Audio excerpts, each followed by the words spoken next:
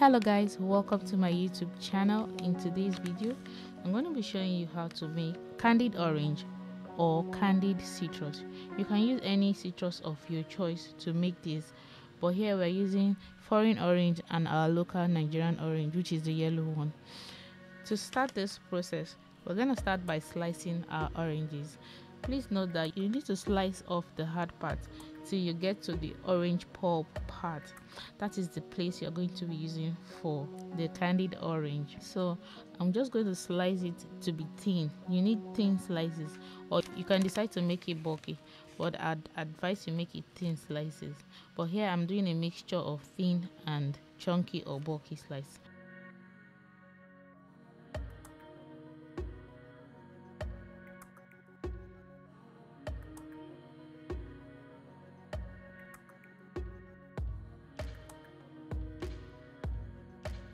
This is what your oranges should look like after slicing it.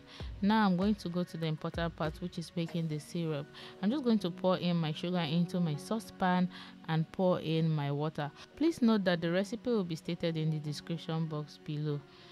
And also don't forget to click the subscribe button, like this video and share it to somebody who need it. This is what it should look like while it's in the saucepan.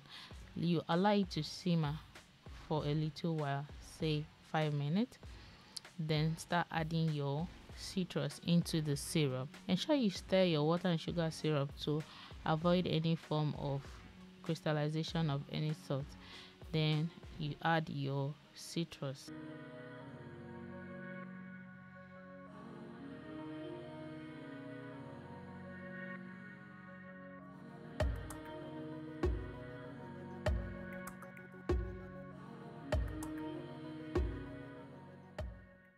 You're going to allow it boil for a while. I really don't have the exact time for this, but I'm going to state it in the description box below. But you want to make sure that you boil it till the orange looks something like this, translucent.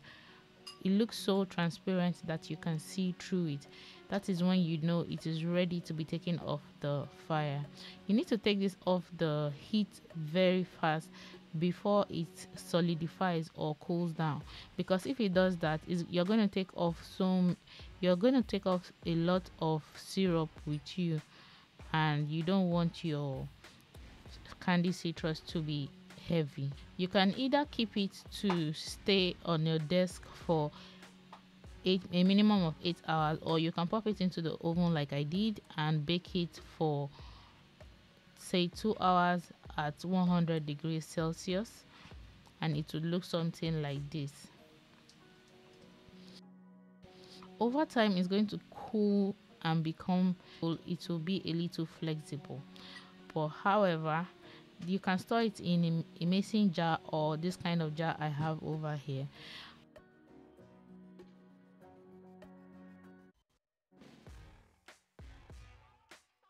And this is the end result. You can use it for things like banana bread like I did here, or fruit cake.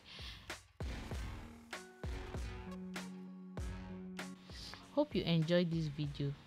Please don't forget to watch more videos. Thank you for watching. Have a lovely day. Bye.